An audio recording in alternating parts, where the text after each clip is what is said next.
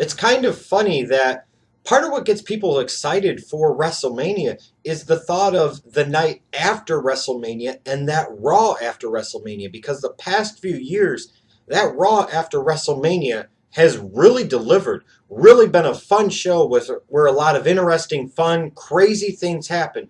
And the question was, for me, for the WWE, is after those past at least 3 years for sure, where this has definitely held true, were they going to be able to live up to that standard? That was my question, because they've actually created some lofty expectations with that Raw after WrestleMania based off of the past few years. The question ultimately, again, though, is did they deliver?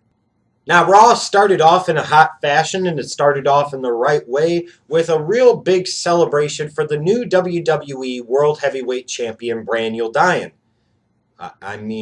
Daniel Bryan. Yeah, that's... Now watch that be a big topic of discussion in the comments below. Who's Daniel Bryan? I can't wait to see this guy. Is he the leader of the maybe movement? Oh, fuck, wouldn't that be cool? You have a yes movement, somebody else does a no movement, and then somebody like a Daniel Bryan does a maybe movement. Oh, fuck, that would be insanely cool. But this was a really fun opening segment, even when it tied in with God coming out and, the challenge being laid out, and for later on in the night, it was just good to see Daniel Bryan get his moment in the sun here. Daniel Bryan being the one that opens the show, and it was the way it should have been, because that was the ultimate feel-good story coming out of WrestleMania 30. So as a result, you had to follow that up, and they didn't play games, they didn't wait around, they dived headfirst right into it, and that's exactly what they should have done here. Hats off to the WWE. A fun opening segment. I'm sure a lot of you enjoyed seeing Daniel Bryan come back to Raw as your conquering hero, as the WWE World Heavyweight Champion. But he needs to look over his shoulder, because Daniel Bryan is coming for him. Maybe. Now, I almost didn't want to watch the segment with Brock Lesnar and Paul Heyman. I almost didn't. But I decided, no, this time, cooler heads need to prevail. I need to put on the old wrestling journalist hat and sit there and watch it and see how they follow up on what happened on Sunday. And, I still stand by what I said. I still think it was an incredibly stupid decision. I think it was the wrong individual to do it with. There were so many other things that were wrong with it. And yes, at the end of the day, I've seen different people talk about whose decision it was. I saw a report yesterday that it was actually Vince's decision, and Taker signed off on it. So for all the people that sat there and told me that it wasn't Vince's decision, well, two things, dumb dicks. Number one, maybe it was. And number two, we know it was, because at the end of the day, even if Taker came to him with the idea, and Taker said, I want to do this, and Taker said, I want to do that, Vince still has to sign off on it. The owner of the WWE doesn't ultimately make the decision. That is the dumbest thing that I have ever heard. And even when you heard the stories before Mania talking about Taker didn't have a lot of creative control, maybe that's because somebody else was pulling the puppet strings, like maybe the owner of the company. You could give me different arguments of why you thought Lesnar breaking the streak was a good idea, or you thought it was beneficial, it was time to end the streak, and it become too big of a monster, it was too much, all that's fine. But to sit there and tell me that, say that Vince McMahon, the owner of the WWE, the man that everything involved in that company has to go through, had no input on the decision, is the dumbest thing that I have ever heard, period. As far as Brock Lesnar and Paul Heyman, again, it's going to all be about the follow-up. Because if Brock Lesnar sits there a year from now, and he's gone from the company and only wrestled 2 or 3 more big matches, then it was stupid to break the streak. And I will have been vindicated and validated. Even if he wrestled for the company another year or 2 after that, and he only wrestled 2 or 3 matches a year, I still think that's dumb. You're not getting a whole lot of return on an over 2-decade investment. Now, we will see what happens. Heyman here was very good. The only problem with this segment is the fact that Heyman is so good at what he does.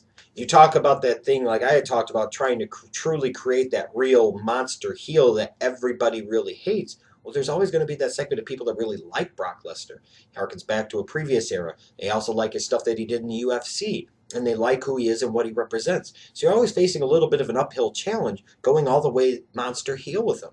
Also, when you align Heyman with him, somebody that a lot of the serious older fans really like.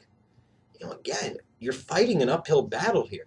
And maybe it was because it was the post WrestleMania crowd. It was a smarter crowd, if you will. Maybe that's why I don't think Lesnar and Heyman got nearly the heat that they needed to or deserved. But that's kind of the challenge and uphill battle that you're running with here with a Lesnar and with a Heyman. He was really good here.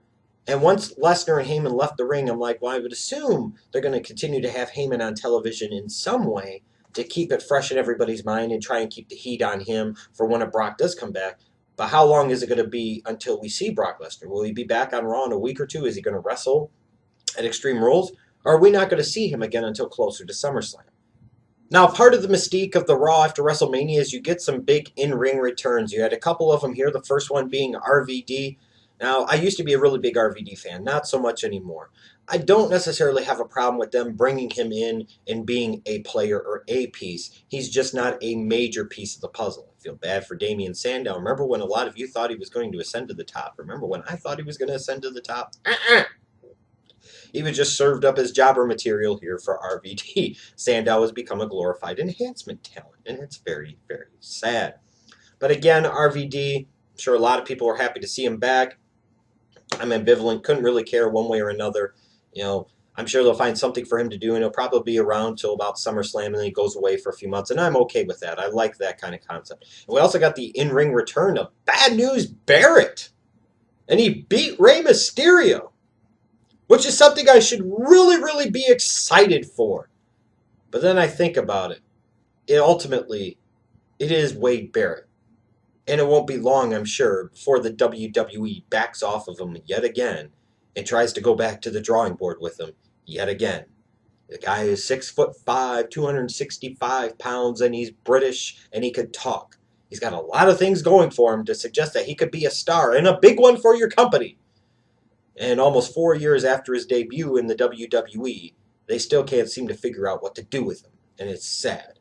Maybe having him go over Rey Mysterio here is a good sign for the future. Let's hope so. And also what comes with the Raw after WrestleMania, along with some nice returns, are some nice debuts. And you had the official Raw debut in the ring of Alexander Kozlov. Excuse me, I mean Vladimir Rusev. No, I mean Alexander Rusev. I just wonder if this is just one of these pet projects of Vince or somebody else on creative, and after a few months they're going to get bored with him. I wonder if this gimmick of this character is really going to connect. You know, they're marketing him kind of as a Bulgarian brute, but his manager is Russian. You know, maybe Rusev should be packaged as Russian at this point in time. I don't really know. Maybe it would resonate more if he was Russian as opposed to Bulgarian. I'm not really sure. I do like the Ivan Drago kind of shtick that they have going here with him and Lana. I'm just wondering if it's going to resonate and get over. Probably didn't help that he squashed a lot of your guys' top 5 favorite in Zack Ryder in incredibly quick fashion. But a statement debut for a Rusev, no question about it. An even bigger statement debut for Paige. After all that time of being Divas Champion, and AJ Lee walking in the Divas Champion, facing 13 other opponents, and leaving WrestleMania 30 still the Divas Champion, the longest reigning champion in Divas history. She sits there and loses the belt here on Raw to Paige. Now, this is a way that you establish somebody right out of the gate. This is a way that you give us a shocking television moment. This is a way that you give us a memorable moment involving a new talent. I love how this was done. I love how this was set up. I'm curious how they're going to do it with Paige being both the NXT and Divas champion, but shit. It is what it is. I know a lot of you are probably circle jerking to the fact that Paige and AJ Lee were in the same ring. Either one of them are my flavor. God knows you know that. But it was a really good piece of television this week, no question about it. And then we got some vignettes for Bo Dallas and Adam Rose. What did I say a couple weeks ago on the NXT review? I said Leo Kruger, that wasn't getting him anywhere. I said Adam Rose is a gimmick that'll get him to the show. What happens once he gets to the show, I don't know. But it'll get him to the show. And by God, the Schleg Daddy was right. The Schleg Daddy was right. The Adam Rose gimmick is getting him to the show. Hopefully, it'll generate some money in the old hashtag ass pocket for the WWE. I can't wait to see Adam Rose on Raw or SmackDown. It's going to be awesome. An individual that had a very big night again was Cesaro, following up on his really huge night at WrestleMania 30. You get this trophy presentation with him, and then Coulter out there with him, and Hulk Hogan. Hulk Hogan says his little piece, and what I love about this the best is Hogan said his piece, congratulated him, and basically said, I'm out of here. The stage is yours. A nice touch. Very well done. It wasn't about Hogan. It was about Hogan sitting there and kind of passing the torch at least a little bit, you know what I mean, to his Cesaro, saying, this is the guy you should focus on. This is the guy that should be featured. This is the guy that deserves your admiration. And he left. You know, I'm proud of Hogan for signing off on doing something like that. And it made for some good television. And, you know, I found it very, very interesting. I talked about Paul Heyman and what they were going to do. This was very, very, very curious, to say the very least. Where maybe Cesaro needed to break off on his own and be his babyface and be himself and get away and have the spotlight all on him. Now he's not a Zeb Coulter guy. He's a Paul Heyman guy. And I know a lot of people probably sat there and marked the fuck out for this, and in some level this does reek of many different levels of awesome, and I get that. But I'm a little confused by this, because Paul Heyman is associated with the guy that just ended the fucking streak at WrestleMania 30, and you would assume that you were going to keep Brock Lesnar and Paul Heyman heel. But now, apparently, your idea to keep Paul Heyman on television on a weekly basis is to align him with the guy that just broke off from a heel team in the Real Americans to go on a babyface run in Cesaro. How is that going to keep heat on Paul Heyman as a heel if you align him with the babyface in Cesaro? And I know everybody's going to sit there and mark out and say, oh my God, this is incredible and this is awesome. Well, how awesome was it for a Ryback or a Curtis Axel to be aligned with the Paul Heyman? Just keep that in mind. Yeah, he was aligned with CM Punk too. You could say guys like Lesnar over the years and Big Show. Yeah, but he also had guys like Ryback and Curtis Axel. And how'd that ultimately really work out? I'm just really confused by it, and I really don't get it, and I really don't understand it. Maybe at a time where Cesaro needed to break off on his own, and he needed to have all the spotlight on him for his babyface run and let him see where he could go with it. Now you're kind of confusing the audience a little bit, because they've got a guy in Heyman that they want to boo very badly because he is associated with Lesnar, the guy who ended the streak. But now he's managing a babyface. Weird, to say the very least. And an interesting decision as a way to keep Heyman on television and keep him fresh in everybody's mind. And I don't necessarily know that I agree with it very much at all. Cesaro and Swagger, their upcoming feud, I like that they had him in a match, but they really didn't have him in a match. You could save it for Extreme Rules. Sometimes the best feuds, the best rivalries come from friends that turned enemies and from tag teams that have split up, because they have natural reasons to have heat. They have natural reasons to have a rivalry. So this feud between a Cesaro and a Swagger could actually be pretty good. Each of them, I guess, now have a manager. You're going to stick Cesaro with Heyman? Like I said, interesting and curious, to say the very least. I'm sure many of you know how excited I was to see the WWE kind of go in the direction of a sort of a reformation of Evolution. The Breakfast Club, whatever you want to call it. This has the potential to put a lot of money in the hashtag ass pocket of Vince McMahon and the WWE. By God, it does. I have one simple request, is that one segment before Extreme Rules involves all three of these guys sitting around the table eating breakfast and discussing who should get the first crack at Daniel Bryan in the WWE World Heavyweight Championship. You know, for a lot of you sitting there and seeing Cesaro get his chance to shine, seeing Paige and AJ wrestle each other, seeing Daniel Bryan become the WWE World Heavyweight Champion, those are things for you to fap to and jizz to. Me talking about egos and the Breakfast Club and backstage politics, that's the type of stuff that I get off on, brother. Oh, fucking awesome. Could you imagine? It was interesting here. You had Triple H and Daniel Bryan for the WWE World Heavyweight Championship. And I kind of like the two-man power trip they were doing with Orton and Batista earlier on. They just wiped out the Usos. They didn't give a fuck. Some of you are going to sit there and say, oh, they buried the Usos. Well, they're Orton and Batista, and they're pissed off about what happened, and they're trying to establish themselves and become the gleam in Triple H's eye once again. So I had no problem with it whatsoever. I'm all down with these guys on a two-man power trip. That's fucking awesome. And the way this show ended, you've got Triple H again, Daniel Bryan, WWE World Heavyweight Championship match. It just never really was actually a match. This ended up being a face down between Evolution and The Shield, which in itself was, you know, a few different levels of awesome, to say the very least.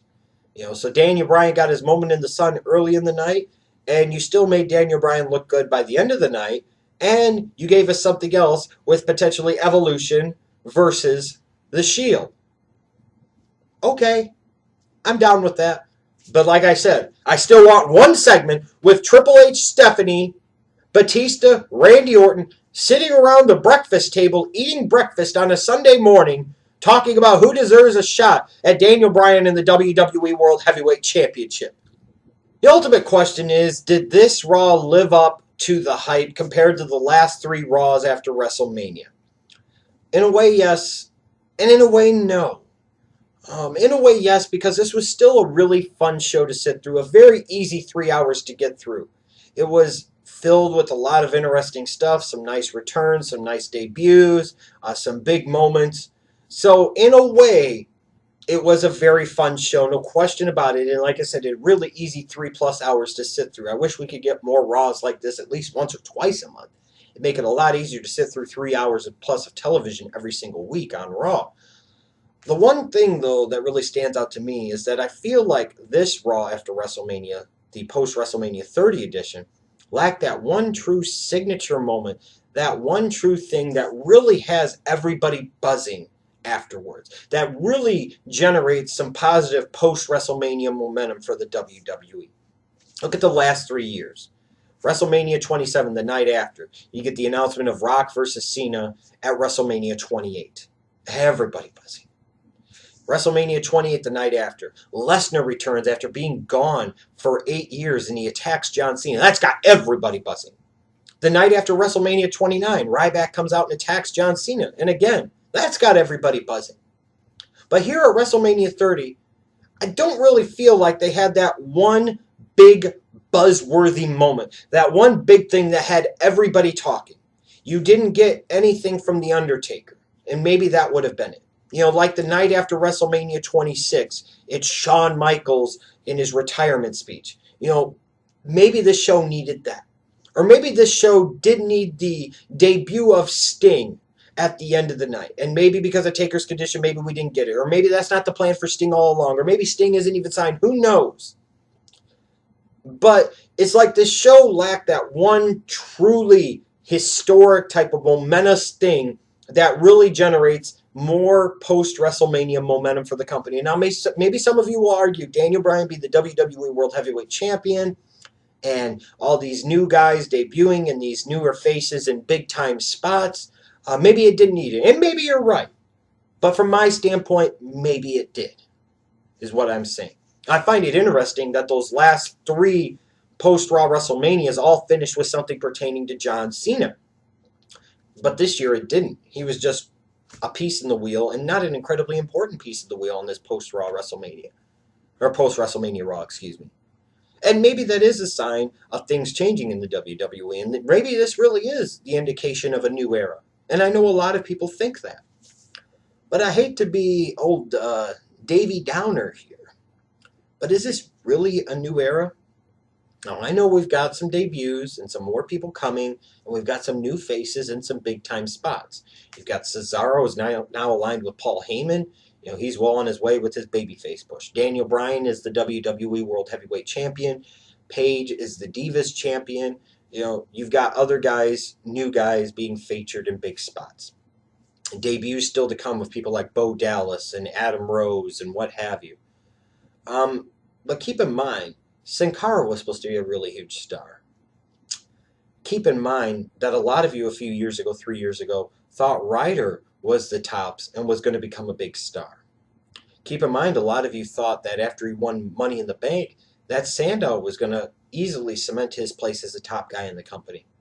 Keep in mind, when the Nexus debuted in 2010 on the Viewer's Choice edition of Raw, most everybody assumed by now that Wade Barrett would be one of the top 4 or 5 guys in the entire company and a multiple-time world champion by this point and a main eventer. A lot of you would have thought by now, by 2014, guys like Dolph Ziggler or Kofi Kingston would be higher up on the card than what they are. Is this really a new era? Because when you really think about it, yes, you've got some debuts. Yes, you've got some new faces and some big spots. But you've still got Triple H featured prominently on television. You still have Orton in a big spot on television. You still have Batista in a big spot on television. You still have John Cena in a big spot on television. And John Cena that just won at WrestleMania 30, by the way. It's just one of these things. It's maybe the cynicism in me because of what the WWE has done in recent years with their failure to create new stars. Because let's be incredibly realistic here. It's one of two ways to become a top guy in that company. It is to either be Triple H's lifting buddy, i.e. Sheamus, or it's having a huge following come with you to the company, and eventually you can't be denied. See CM Punk and see Daniel Bryan. Seems like if you don't fit into one of those two categories, you don't really have a lot going for you.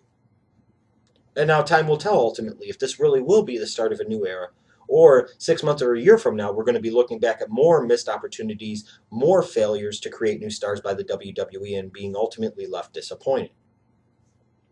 I hope I'm wrong. I want to be wrong because it is time for the WWE to start a new era. It is time for the WWE to feature some new faces. If they don't do it now, they're never going to do it. And even if they did try to do it later on down the road, it will be too late. The time to transition to new faces, to new stars, and a new way of doing business is right here, right now. And let's hope that WrestleMania 30, let's hope that this week's Raw are indications that the WWE is truly ready to do that. I remain pessimistic that is ultimately what's going to happen, and I have years of evidence to support me in my cynicism. But like I said, I want to be proven wrong, and I hope to be proven wrong. Sadly, this Raw will be memorable for one thing and one thing only in my mind, and that's just the way it's going to be. I say sadly, but it's not all sad. You know, when I found out that The Ultimate Warrior was going to be the headliner of the 2014 WWE Hall of Fame class, I'm like, cool. This is awesome. This is a chance for a lot of burnt bridges to be mended, fences to be rebuilt. This is a chance for the Warrior to get his moment in the sun that he so rightfully deserves. And I hope everybody is able to get some closure. And maybe they'll never forget, but maybe it's a chance for forgiveness. And it's time to move on and learn from previous mistakes and not repeat them. So he was a part of the Hall of Fame ceremony, and that was awesome. To see him one more time at WrestleMania 30 was awesome. And then when I saw here on Raw that they were going to give the Ultimate Warrior a live mic on live television, and he was going to make his first appearance on Raw in 18 years, I was ready. I'm like, oh my God, anything could happen. And that's the one thing to me about the Ultimate Warrior that just speaks to his greatness to me as a fan of his for so many years, is that he brought a certain level of unpredictability, a certain level of, I don't know what the hell is going to happen next, that I think far too often we don't get from professional wrestling. It becomes very vanilla, it becomes very bland, it becomes very regimented and routine and predictable, and you got none of that with the Ultimate Warrior. So as he sat there and he came out one more time, I said, oh my God, this is going to be incredible. He's got a mic. And what did you know? The Ultimate Warrior, one more time, delivered. He truly did.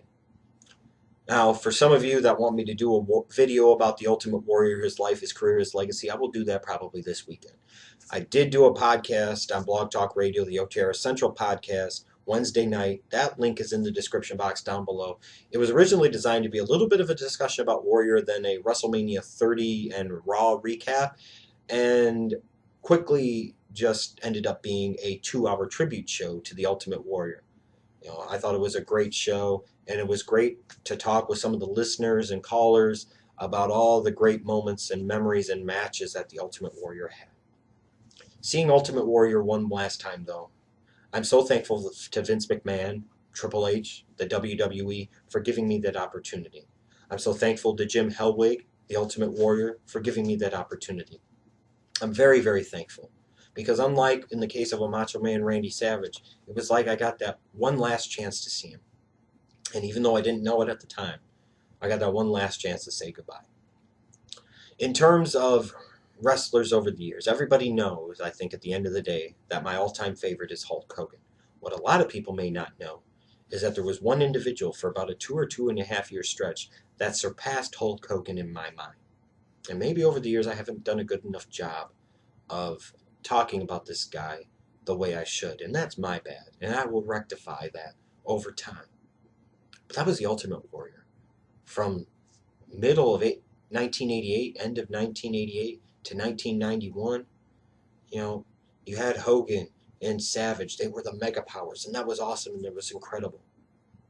But man, when I loaded that rocket ship with fuel and hopped on board the Ultimate Warrior Express, he took me into parts unknown, if you will. The guy was awesome. He was incredible, and he always delivered for me.